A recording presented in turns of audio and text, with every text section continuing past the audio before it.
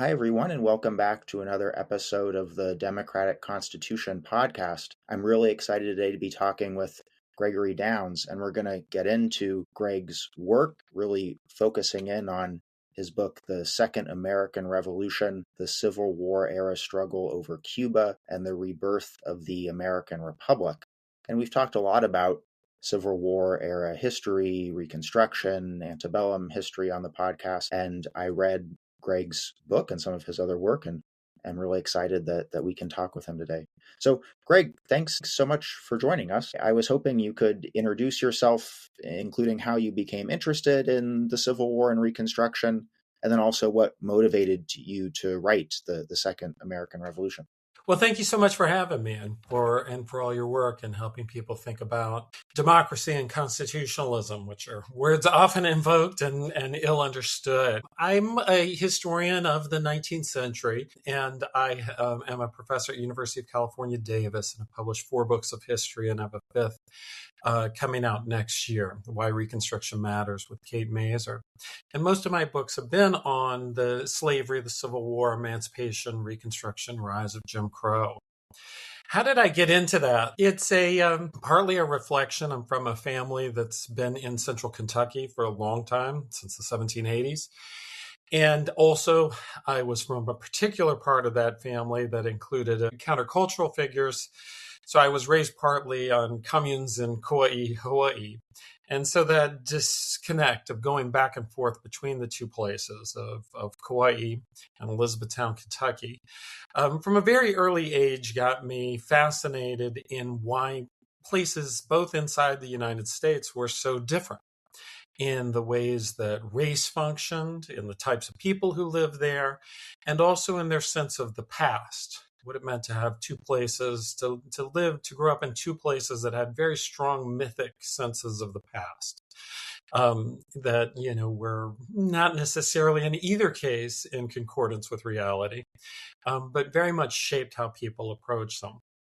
And I think in trying to explain those kind of divergences in human society, there's lots of ways people can go. They can go into psychology or philosophy or climate, and all kinds of other things. For whatever reason, but probably because I was raised in a kind of mythic view of the past and by people who had a strong sense of place and time, and the impact of those upon their what they saw as their region.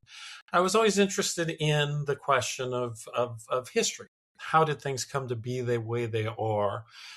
Answering not in a kind of timeless way, but in a way that looked at specific sequential contextual decisions and choices and cultural outpourings that explained what was possible in certain places at certain moments. And then, like a lot of white liberal Southerners my age, I'm 54, I had a strong attraction to the idea of that things could have been different. What were moments in the past that could have been handled differently in a way that could have led to different types of outcomes? This is a sort of a limited way of understanding history, and there's all kinds of problems with it. But it remains a powerful way for some people, and I think it was especially powerful for people trying to reconcile their sense of attachment to people in place with a sense of the crimes of a Jim Crow culture that those people were part of. And there's some ways in which that search for alternatives can lead to a kind of romanticization that obscures what's possible. So I no longer approach history in that way, but that's how I came to be interested in it. And, I think that if people, depending on where people grow up or identify with, their sense of what the formative moments are of that place differ quite a bit. But in the region of Kentucky that, my family was from, and in much of the South, like outside, I guess, of Virginia, most people would turn toward the Civil War, regardless of politics, as the kind of defining moment that shaped the history of that region. more so than the Revolution, with some exceptions, as I said, in parts of Virginia, etc. I taught in New England, and there it's very much a kind of early colonial myth. Hawaii has its own myths of the Kamehameha conquest, etc.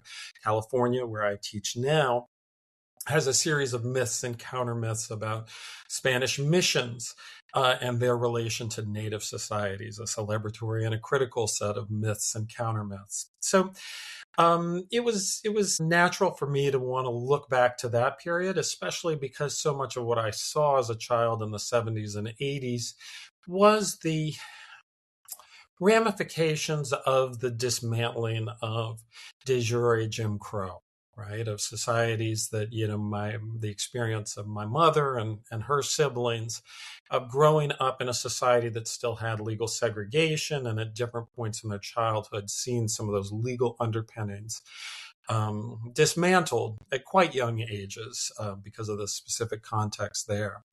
And I think that naturally leads people to the questions about how slavery, emancipation, the outcomes of emancipation shaped what was possible in that world. So that's a long answer of what got me interested in these kind of things and why I've spent so much time researching slavery, the Civil War, emancipation, Reconstruction. And I had done, and you asked, how did I get to this book? I had done a dissertation book on how the Civil War changed the ways that people thought about the relationship of government to them and their imaginative processes of picturing their relationship to power and people in power, called Declarations of Dependence. Then I did a book on the occupation of the South during Reconstruction called After Appomattox, Military Reconstruction and the Ends of War.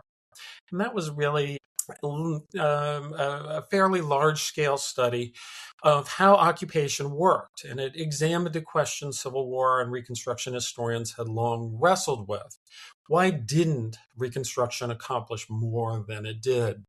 And a piece of common sense that emerged out of the 1950s but especially the 1970s to early 2000s literature was looked for answers in the lack of Northern will, that they didn't care to do enough to transform societies. And that part of that assumption was rooted in the idea that if the U.S. being an awesomely, in both senses of the word, powerful country, had the capacity to transform societies. And that was really shaped in implicit ways by the experience of World War II in Japan and Germany, and an assumption that that was possible and that became a model for understanding how intently the U.S. sought to transform societies in other contexts.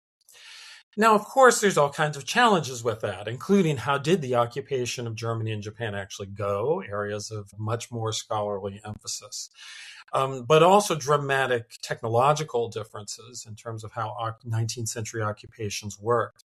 But I started with an interest in those questions and then quickly found that we had very little basic knowledge of how occupation worked and where it was.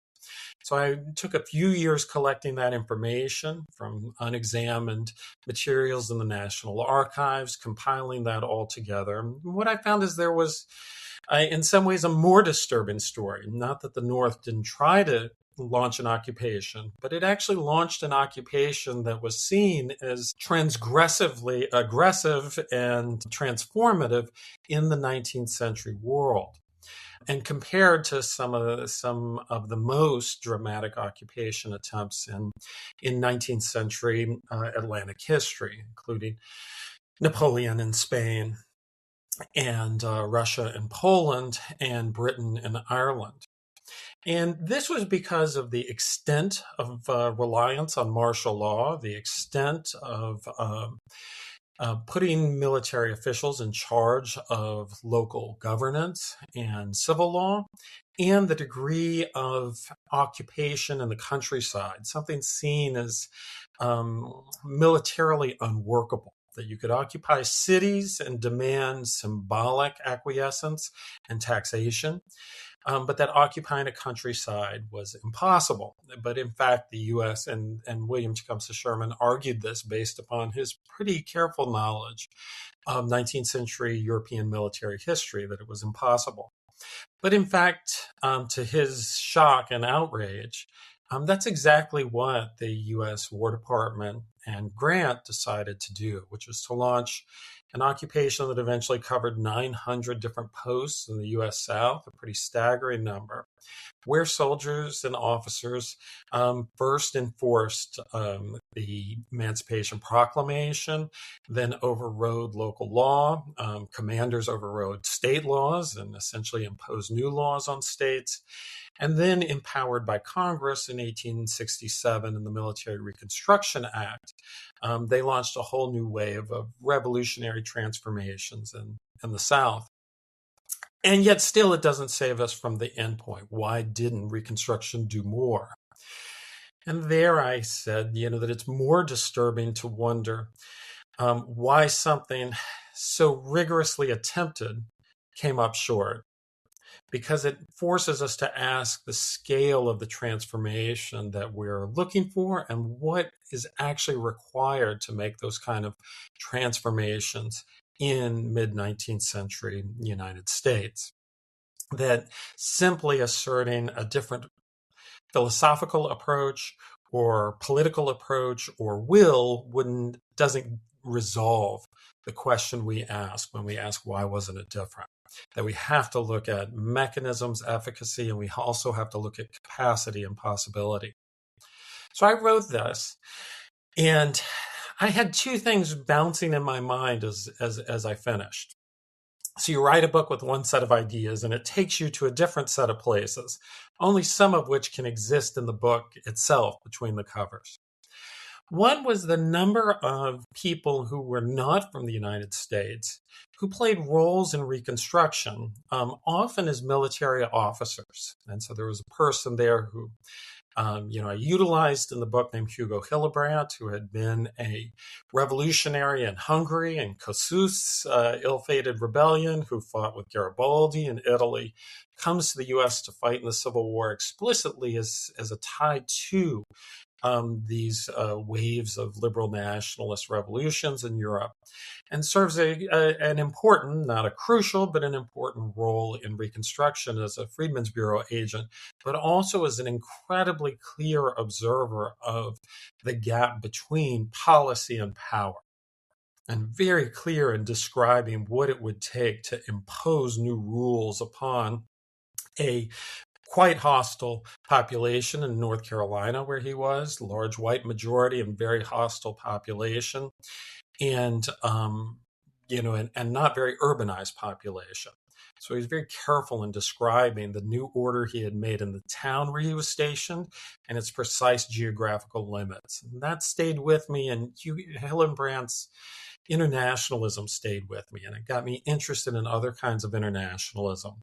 So that was playing in my mind, and I had been interested in the relationship of Mexico and the United States in some earlier work, and had found a number of people of either Mexican, background or from Cuba or Puerto Rico playing roles, sometimes militarily, sometimes politically, sometimes in journalism, and articulating the relationship between the transformations or attempted transformations in Mexico and Cuba. So I was interested in that circuit. And then at the same time, I was, fortunate to receive a very long review in a legal journal, which I'm not a lawyer or a legal scholar, that paid the book the compliment of taking it very, very seriously. They write much longer reviews than we do.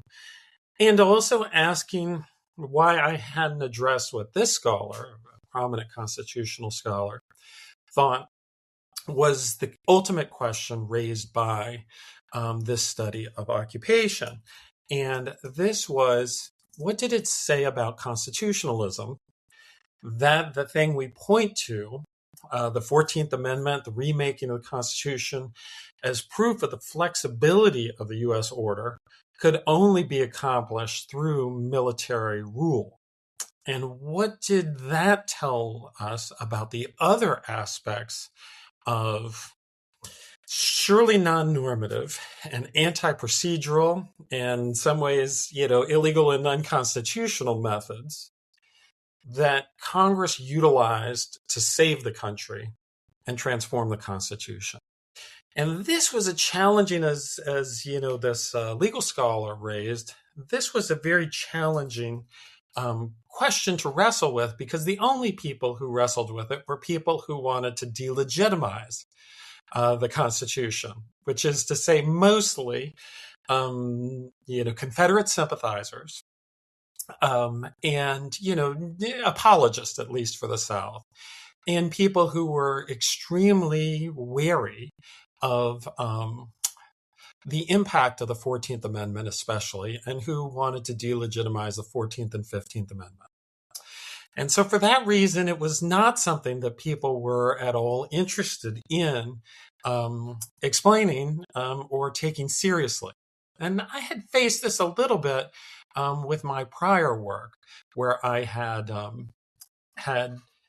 the people who took seriously the idea that the U.S. ran a real occupation of the South were, Confederate apologists who denounced it and overstated it.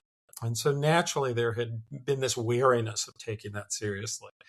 But I, was interested in the question of whether, in dismissing this critique in bad faith against the 14th Amendment, that we had also overlooked the process.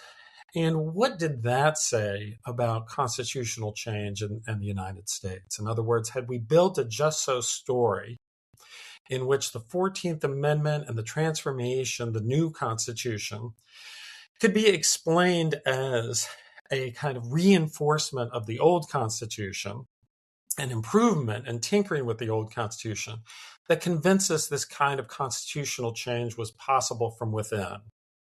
And this story depended upon us never looking in detail about how it was accomplished and why the methods that it utilized not only were disturbing, but also disturbed our sense of how constitutional change can happen in a normal procedural way within the United States. And thus they raise real change about how flexible and salvageable, I guess, in some ways, the U.S. constitutional order is. So I approached the second revolution with these two things in mind. And for me, while they remain somewhat independent, they fuse together in the language of revolution.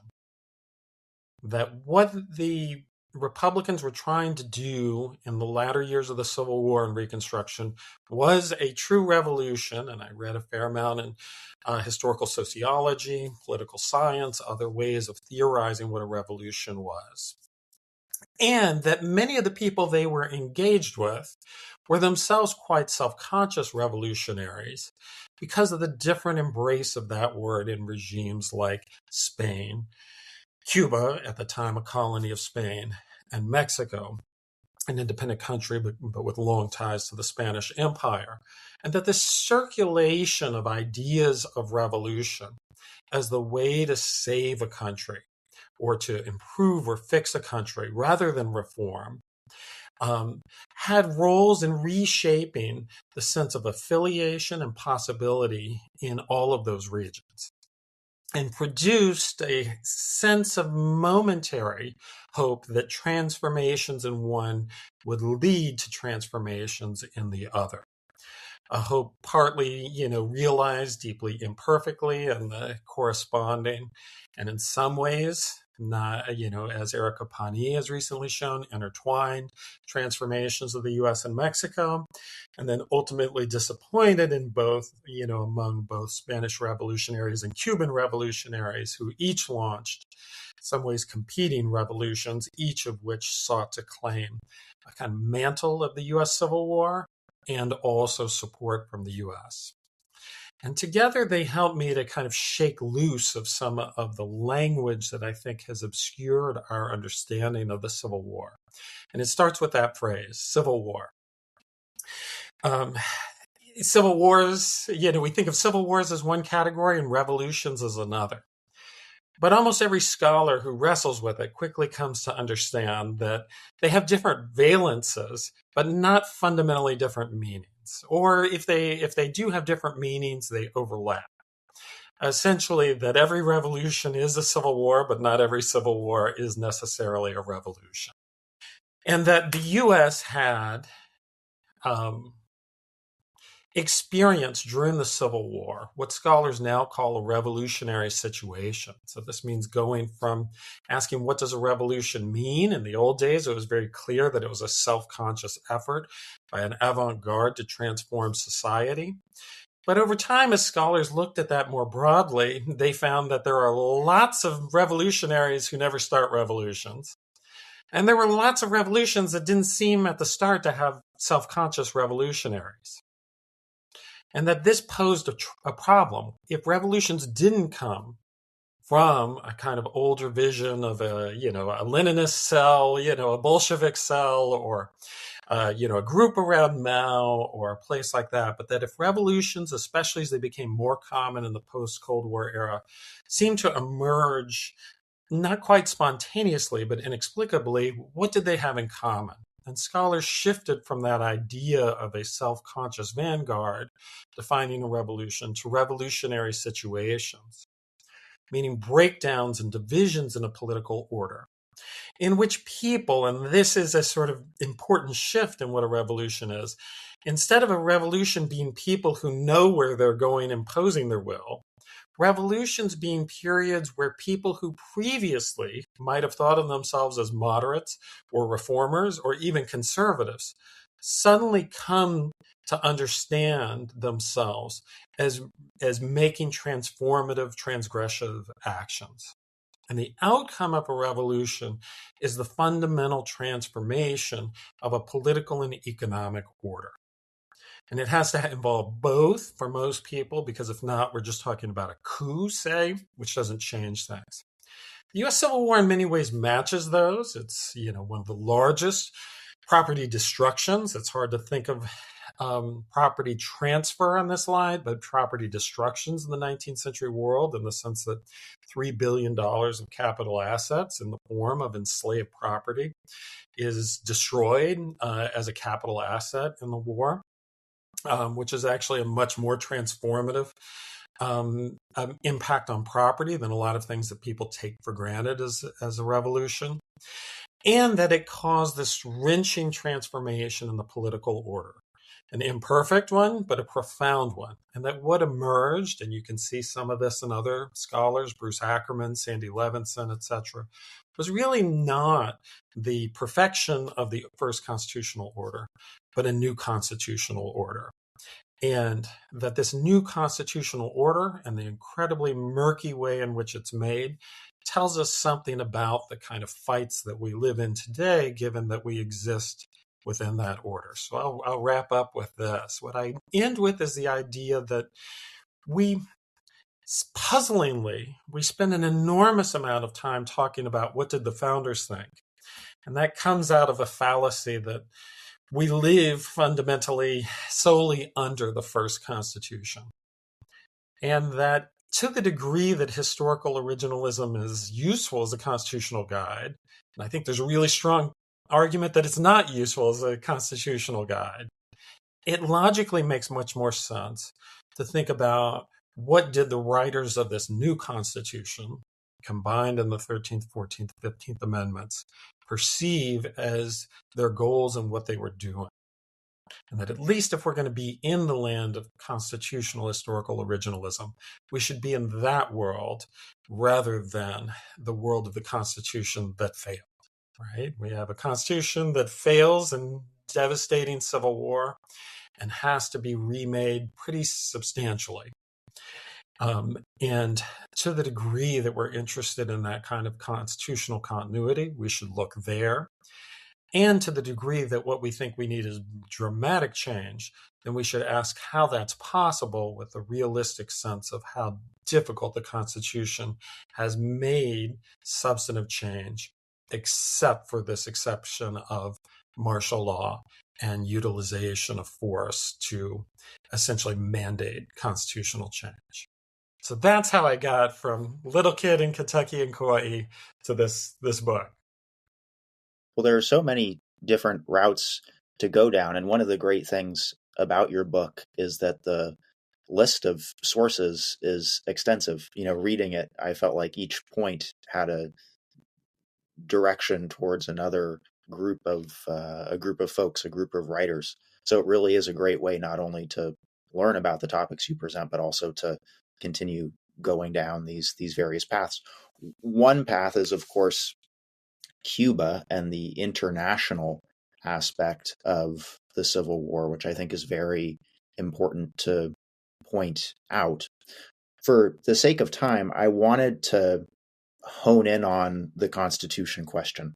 And as you were speaking, it occurred to me to think, well, this is a question I should ask Sanford Levinson when I had Sanford Levinson on, but I'll pose it to you here.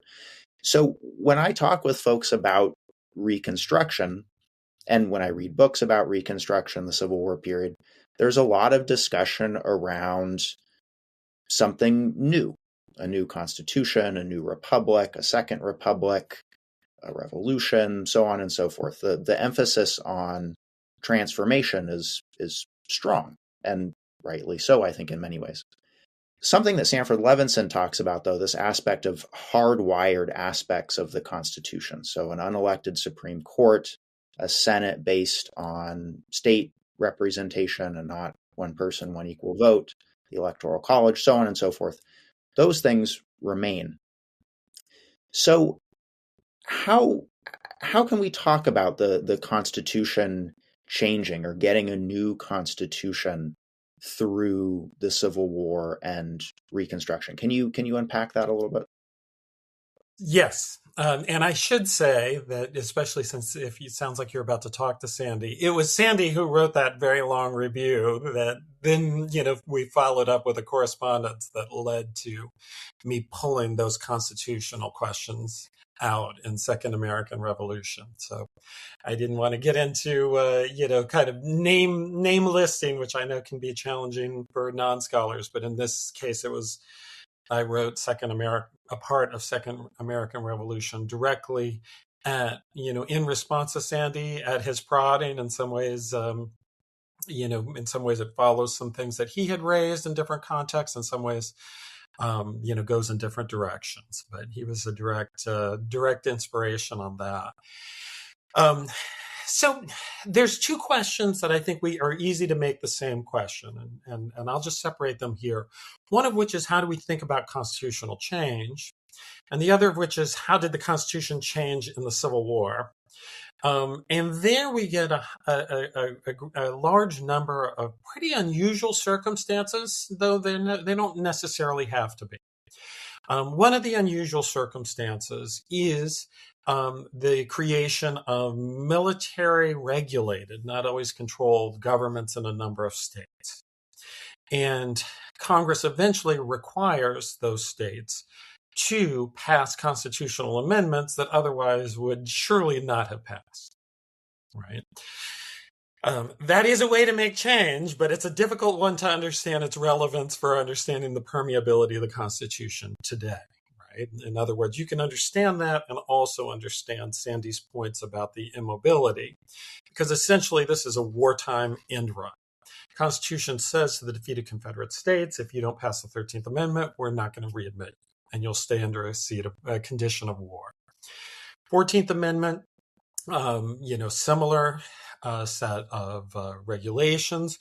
John Witt revives an older strand of literature, legal scholar John Witt, calling it a peace treaty. Though several states, a few states that remain out, are also forced to pass the 15th Amendment. And this is necessary because the 14th and 15th Amendment had strong opposition in a number of northern states, especially California, where I live now, which didn't pass either until deep into the 20th century. So they needed not only the acquiescence, but the literal state votes to ratify these changes. But then you go farther. There's a series of kind of complex situations that emerge in the Civil War where the Republicans did, I think, probably the only logical thing to do. And yet we can also recognize some of the murkiness and complexity of it. One of which is, as large numbers of Southern legislators leave or are expelled, Congress declares the remaining people fully Congress, and that a majority of the people sitting there count as the majority needed to pass laws or eventually constitutional amendments. Now, I think I would have done that too. I'm not critical of them, but it's not the only way to respond. And there are certainly people at the time saying to have legitimacy, we need to get to a majority of the total number of people who should be in Congress. In other words, to force a supermajority through the remaining members. Clearly that was unworkable, but it's not unthinkable as a question of, how should Congress be enacted? In other words, if the Democrats withdrew from Congress, it would be a complex question to say, should the House of Representatives decide that it will only count a vote that gets to a majority of the current membership of Congress prior to withdrawal, or can what simply gets a majority of the remaining members, in this case, all Republicans, count? Second, the Congress speeds up admission of states. Now, this is clearly not a change in the Constitution. It is a change in the norms. In some ways, a very small one in things like admitting Kansas, which had kind of sat on the precipice. In other ways, raising some complex questions. Can they require state territories to do things like ban slavery or enfranchise Black people? Very open debates in this period that had come out of the Missouri Compromise. In a couple of cases, there are really interesting things to think through. A notorious one in the West is Nevada, where there's very clearly a rush to see if they can stack the Electoral College deck for Abraham Lincoln. There's, not a lot of population in Nevada. The Constitution that's drawn up is extremely sketchy in ways that still play out in Nevada history because a number of Republican floor leaders say they recognize all these problems and they decided they were not going to let that be the gap that caused Lincoln to lose the 1964 election. I personally think territories make me queasy, and I'm for getting territories in, so it doesn't offend me morally, but it is a distinction. And then the real distinction is West Virginia. The Constitution says that states have to give acquiescence to a part of them being carved out to become a state, as in Massachusetts acquiescing to the creation of Maine out of its territory. This is why proposals about breaking up California, kind of run aground. California would have to assent to that. Well, does Virginia acquiesce to the creation of West Virginia? This gets into the metaphysical problem of Reconstruction. Is there a government that's recognized by the national government in Virginia? Not really, but kind of. Virginia's Confederate government is clearly not recognized. There's a military regulated government right across the river from Washington, D.C., but that has virtually no control and is not treated as a full legitimate government for most of the Civil War, though there's some exceptions. But one of those exceptions is it is treated as a real government for the purposes of recognizing West Virginia as a right to separate from Virginia. So they're clearly playing fast and loose with constitutional provisions to get to their outcome, which is, in the case of West Virginia, explicitly about making sure they're going to be able to pass the constitutional amendments. So those are reasons why constitutional change is possible, that you've got an order that is so focused on its outcome that it's willing to really push the limits of constitutionalism. They're not the only people in 19th century history to do so. I think you can very much argue that John Tyler is beyond the Constitution in the decision to admit Texas via a majority vote rather than as a treaty provision, which seems logically what should have had to be if it was a Republic of Texas, given that Congress was never going to be able to pass under the treaty provision with a supermajority. So that makes Texas also with West Virginia sort of queasily constitutional state of the Republic, and yet de facto recognized as states. Plus, you've got other things that I think parties should be exploring. Composition of the Supreme Court during the Civil War. Republicans expand the Supreme Court. There were good logical reasons why you needed another 10th member to represent the West Coast. But also at the same time, they're very obviously looking to ensure that they have the votes they need to constitutionalize their program. That's totally legal in a constitutional sense and very non-normative in a constitutional sense. And then the special circumstance of martial law. So those are the reasons why they were able to break open the Constitution in the way they did. Whether what they do is create a second republic, which is what I call it, and in a slightly different way Eric Boner calls it, in a sort of, in the sense that the French have a first republic and a second republic, etc. And whether that makes a second constitution, as Bruce Ackerman does, and Sandy has complex views on that. You can ask him about. I think those things are up for debate, but the transformative moment isn't.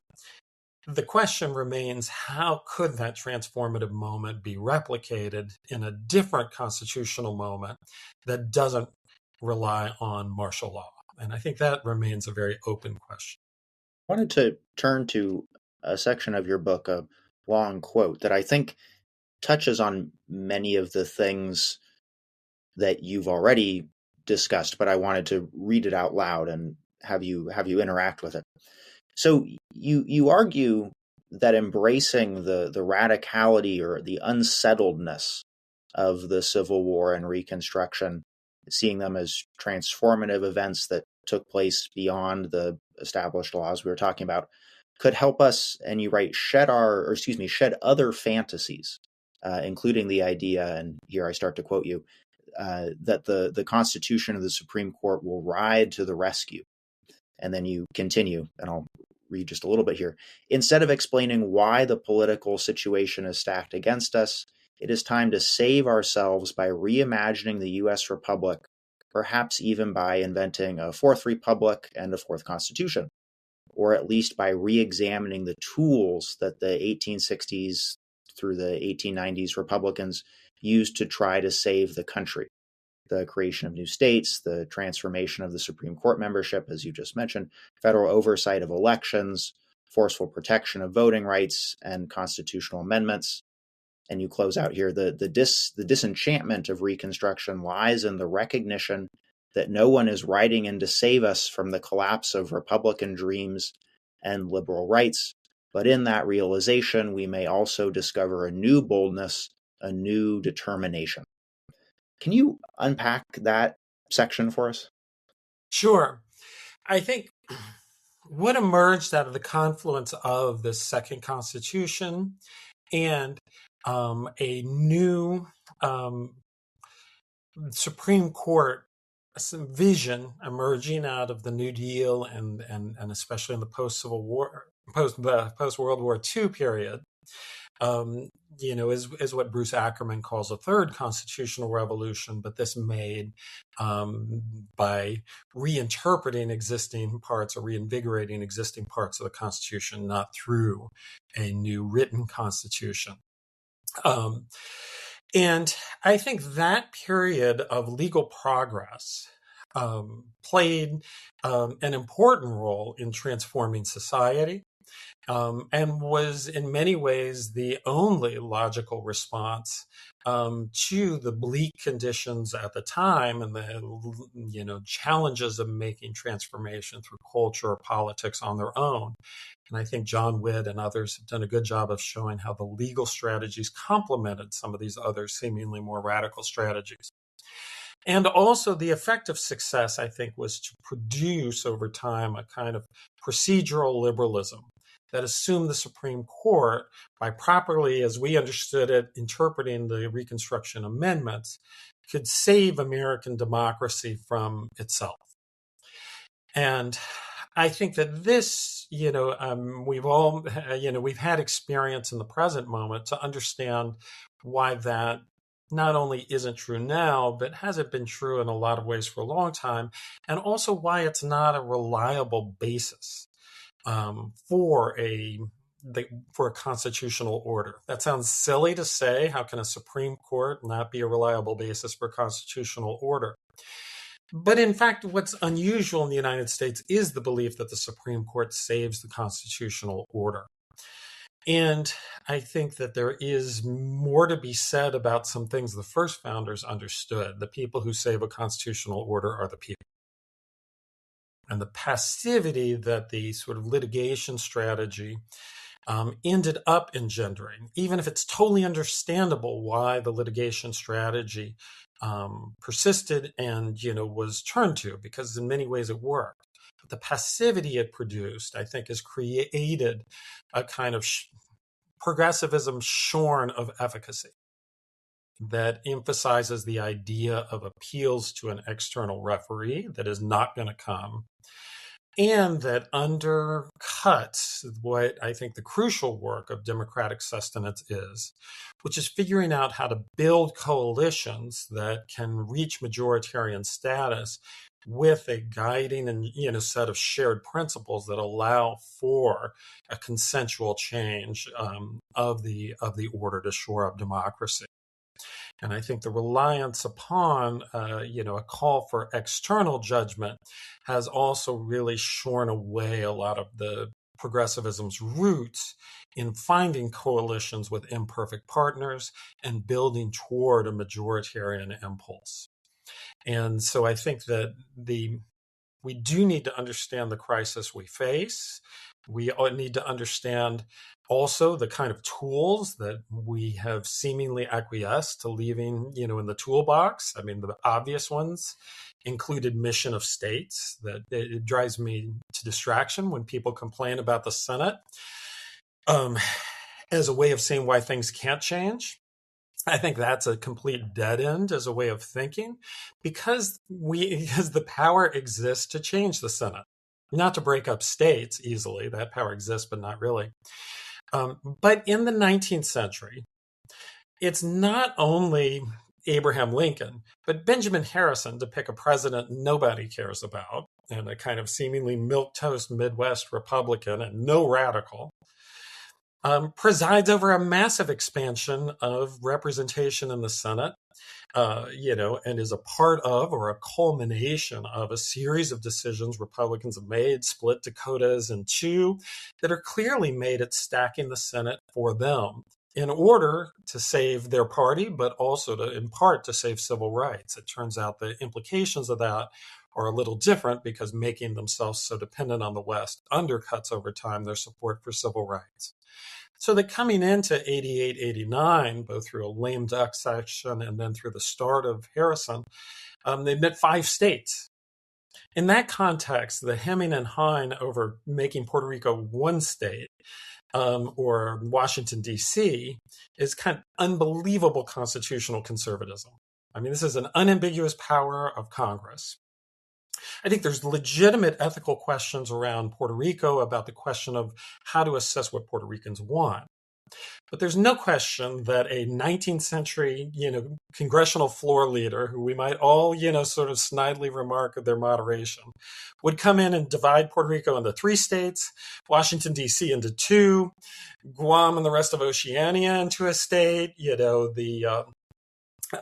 adding American Samoa to it, the U.S. Virgin Islands into a state.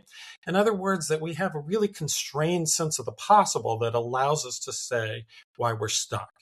What we have to undo is unstick ourselves from our sense of the possible. There are all kinds of ways in which the composition of states and therefore the implications of the Senate can be changed. Congress could, with a majority committed to it, change the number of Supreme Court justices. It would be a simple statute to devise a system that even seems transparently fair. Every presidential term gets 2 new appointments for life. 9 is not in the Constitution. So, and you could just say, and justices are not replaced when they retire or die. Over time, the Supreme Court would grow. You'd have to build in some fix of what to do if Congress jams up a president from an appointment. But there are transparently available solutions to these. I don't mean that they're easy to pass through Congress, but they're easy to articulate. And what I would love to see develop on the progressive side is a sense of not what the problems are that breeds hopelessness, but what are the possibilities that can inspire people to a sense that they can change the nature of they can change the rules of the game to make it more fair rather than just assessing why the game is unfair. I want to linger on that one as someone who has spent a lot of time discussing the problems. And then what I usually do is point to the need for a constitutional convention. So rewrite the Constitution. This is that sort of that big change. I understand, I think, that part of that response of saying, okay, here's a problem, and here's why a solution might be a new constitution, comes from not being able to see any other possibilities, any other movement between point A and point C, we'll say. How could you imagine, or how do you imagine people getting a sense that there might be another option, which is to say,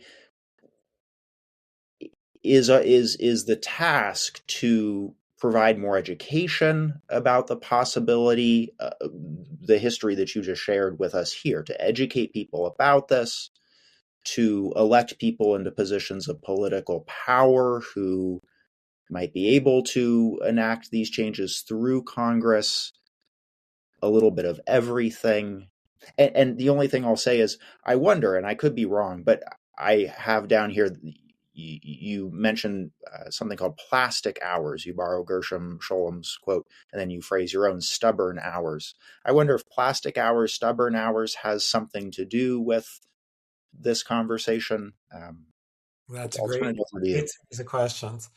I think it's easy to be, in my position as armchair quarterback, and I certainly understand, it's easier to imagine how people ought to win elections or pass things than to win elections or to pass things. So I do think humility is in order. And on the other hand, I think that we can learn from different political practitioners in the past who remind us how we can approach. To me, one thing that I think has ailed progressives more generally is a belief that, at least until recently, that their victories were sort of inevitable.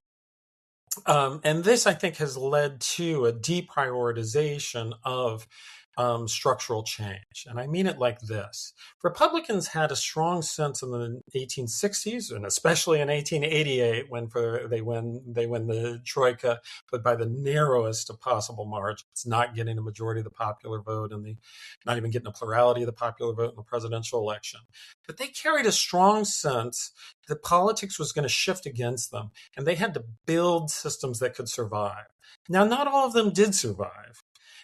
But that's clearly the ways that they're thinking. How do we transform the structure? And if we transform the structure, that will lead to transformations in the outcomes.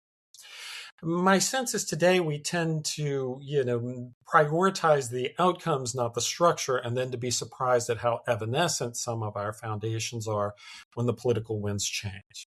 So I think progressives should come in with a sense that they're going to lose in, 2, 4, 6, 8, years in the future. And that therefore, what are the things that they need to embed permanently into the system? And what are the things they need to do to sustain support in a ways that allows them to prolong the period of time where they can make those kinds of permanent changes? And that does mean painful sacrifices and painful compromises.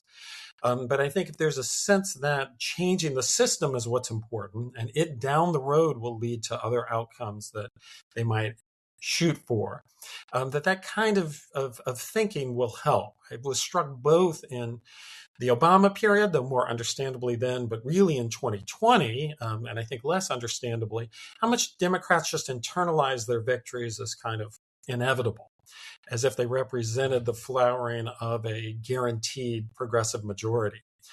I suspect the last few years have eaten away at that confidence. And, that's painful, but I think that can lead to a sense that if transformation of the system is important, then what's really important is building together a coalition that's big enough to accomplish that, even if it divides on what it sees as the outcomes after that.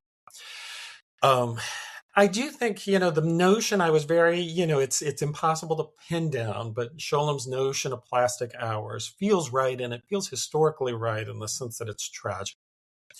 That David Blight said the ultimate lesson of history is tragedy, which is to say that we learn the ways that human striving can lead to outcomes that they didn't expect or to disappointment. But we also learn the unexpected ways in which opportunities present themselves in ways that humans never really anticipated.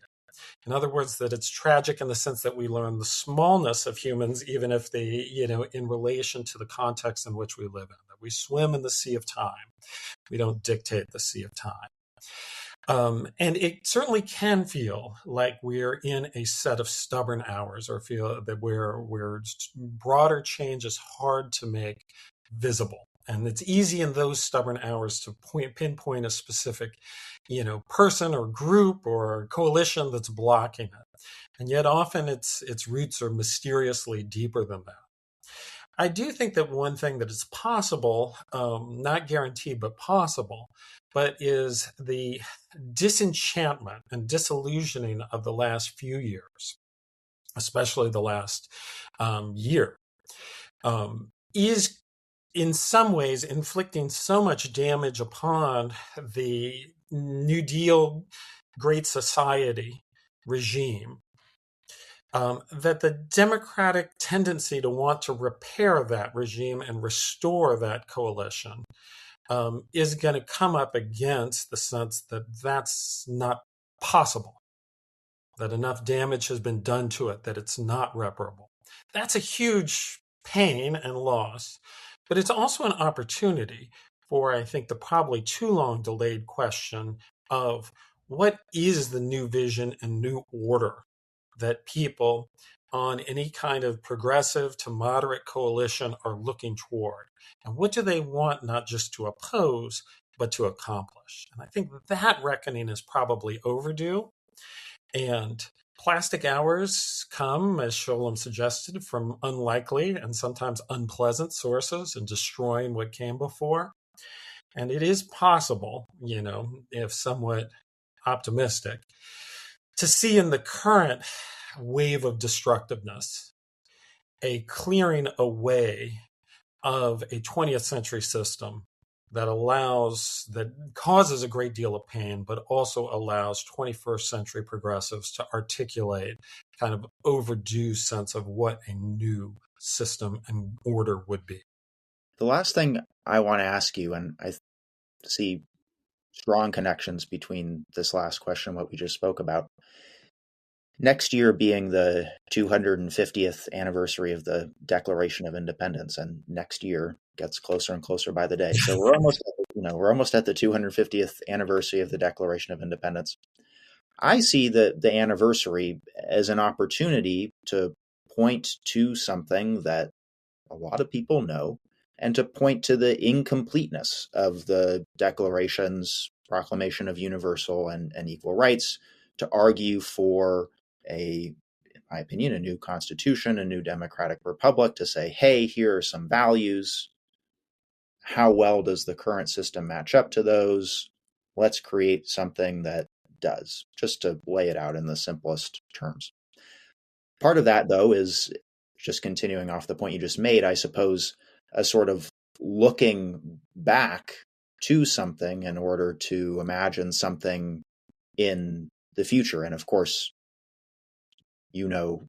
surely better than I do about how much wrestling goes on. The Reconstruction period is a great example about interpreting the past in order to make claims about the future, so on and so forth. So I wanted to ask you, what does the 250th anniversary of the Declaration of Independence mean to you? Well, that's a great question. And I split in two about it, because I think there is no question, as Eric Foner probably eminently, but many other scholars have emphasized, that American progressivism, or however, it's flattening to make it a universal, but that people seeking to transform the United States have generally been more successful by making their claims as within the realm of American culture and history, as a delivery of ultimate American ideals. And 1850s, 1860s Republicans are exactly in this framework. They spend a great deal of time saying the Constitution was really anti-slavery, we're restoring it, it was perverted, and that it's a thing that obscures how transformative some change in American history is, but does seem to draw upon a sense of shared identity and culture that allow people to be open to change without seeing it as entirely a foreign imposition.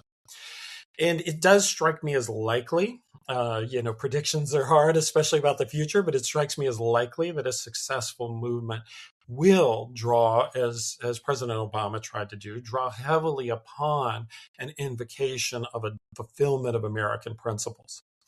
As a historian, I'm skeptical of that, teleology. I think, the Declaration of Independence was many things, but preeminently a statement about world relations and diplomatic relations, and a claim for recognition from European powers.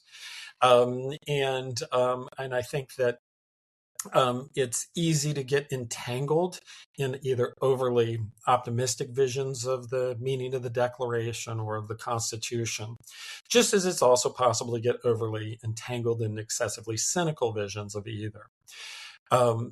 So I think we kind of wrestle, scholars kind of, sit in this uncomfortable space in which it's easy for that public invocation of the Declaration to become a way of papering over the realities of the American life, and yet also the power of the language. One of Eric Foner's main points has been, for better or worse, American debates happen in a context of freedom.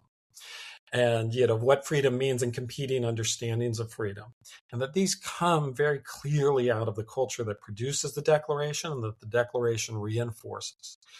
And so I do think that even if some of the historical claims sometimes make me queasy, it's quite likely that it'll be the path that can convince people that transformative change is important to deliver upon what we might like to think are shared American values. Importantly, Republicans, when they published the Constitution in the 1850s, 1860s, often put the Declaration of Independence first, which we don't do anymore, and argued that it created a framework for understanding the Constitution. In other words, a constitutional analysis had to involve both the Constitution's words and the spirit the Declaration infused into it.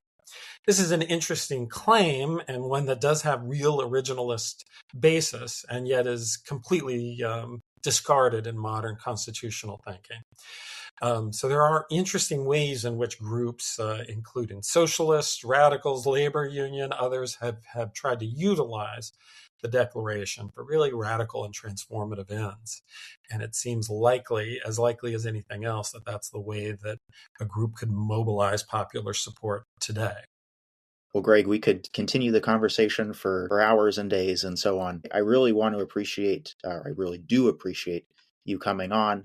I really encourage folks to check out the book that we focused on in our conversation and really only just picked at the surface, as well as another article that I'll just throw out there, one you wrote with Kate Masur in 2015 called Civil War Sesquicentennial, 150th anniversary, Retrospect and Prospects. There you have a lot of work, so I encourage folks to check that out as well. Thank you so much for having me and for all your work, and I'm excited to hear your future guests.